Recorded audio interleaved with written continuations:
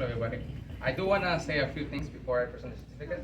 So, quick story. So, my first big event when I started this job, it was like for the Greater Coachella Valley Installation Business Award. So, I was new. I didn't know anybody. I was super scared. I was feeling anxious.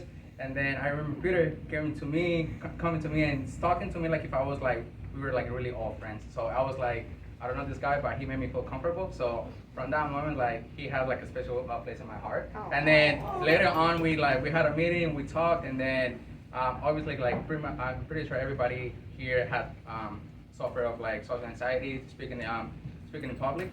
So we sat down, we had like a 10-minute, 20-minute, 30-minute meeting, right? And then we kind of went over like how to calm myself down, what techniques, stuff like that. So that also like meant a lot for me. So yeah, so and then, with that being said, so on behalf of the Assembly Member Greg Wallis and the constituents of the 47th Assembly District, it is my pleasure to recognize you for your new book, Billy and the Anxiety Monster: How to Love Your Anxiety and Heal.